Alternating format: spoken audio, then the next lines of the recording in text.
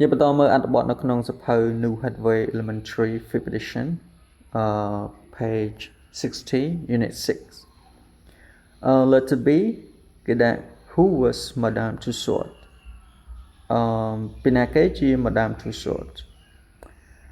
Maria Tussauds was born in 1761 គាត់កើតឆ្នាំ1761 Madame Tussauds គឺគាត់កើតនៅក្នុងឆ្នាំ1761 yeah in Strasbourg នៅទីក្រុង Strasbourg her father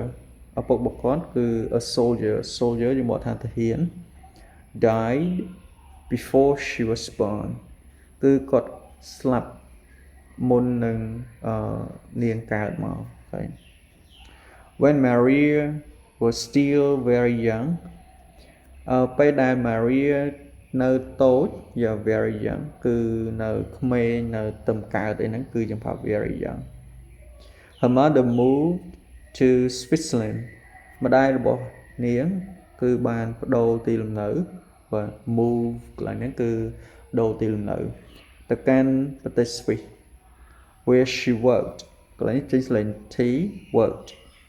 ជាកន្លែងដែលគាត់បានធ្វើការ as ធ្វើការជាគឺ as a housekeeper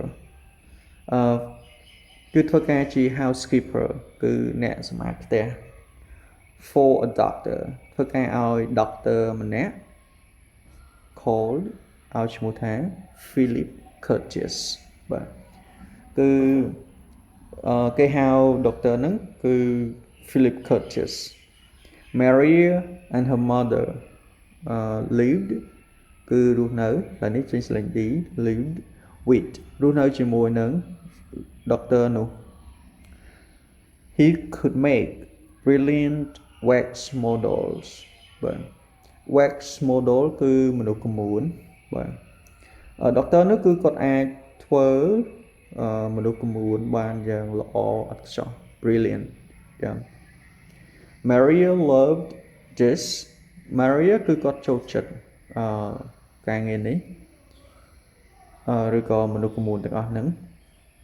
and wanted to learn how to make them ហើយចង់ wanted ឬក៏អាមេរិកអាចបញ្ចេញស្លេង wanted to learn how to make them គឺចង់រៀនធ្វើឬក៏រៀនពីរបៀប how to របៀបធ្វើមនុស្សគំនូនទាំងអស់ហ្នឹង in 1766 នៅឆ្នាំ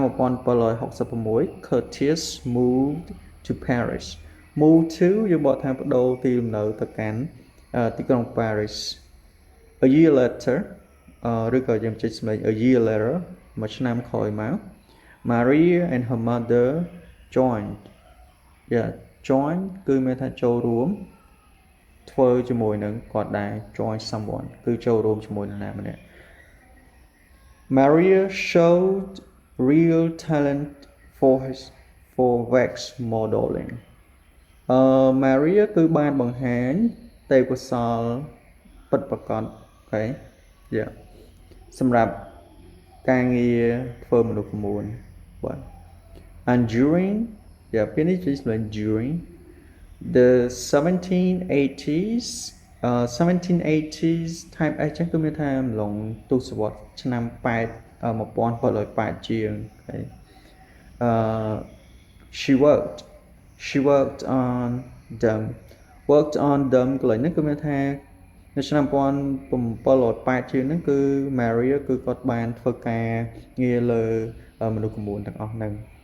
ជាមួយនឹង Curtius it was the time គឺជាពេលវេលាមួយនេះ it was the time of នៃ the French Revolution គឺបដិវត្តន៍បារាំងគឺជាពេលវេលាមួយនៃបដិវត្តន៍បារាំង and a frightened Maria ដល់គូដែលភ័យខ្លាច frightened គឺភ័យខ្លាចstarted Maria ដល់កំសត់ឬក៏ដែលមានការភ័យខ្លាចហ្នឹងគឺចាប់ផ្ដើម started making start គឺ start doing ឬក៏ start to do started making deaf mask អឺបានចាប់ផ្ដើមធ្វើរបាំងមុខមនុស្សស្លាប់ okay for people who សម្រាប់មនុស្សដែល who លើហ្នឹងគឺទម្រង់ adjective clause យើងបកថាដែល were guillotine គឺជាម៉ាស៊ីនសម័យហ្នឹងគេប្រើ guillotine សម្រាប់ដាក់ទោសនរណាម្នាក់ដោយកាត់ក្បាលអាហ្នឹងយើងអាចបកថាម៉ាស៊ីនកាត់ក្បាលក៏បានដែរតែត្រូវបានកាត់ក្បាលincluding រួមមានទាំងរួមបញ្ចូលទាំង King Louis XVI ស្ដេច Louis ទី16 and Mary Antoinette ហើយនឹង Mary Antoinette ជាមហាក្សត្រីរបស់ព្រះអង្គបាទអូខេចឹងអត្ថបទហ្នឹងគឺមានតែប៉ុណ្្នឹងឯងហើយអត្ថបទ letter A និង letter C អាហ្នឹងតើយើង complete យើងមាន type script នៅក្នុងហ្នឹងបាទអូខេចឹងអត្ថបទហ្នឹងមានប៉ុណ្្នឹងអរគុណ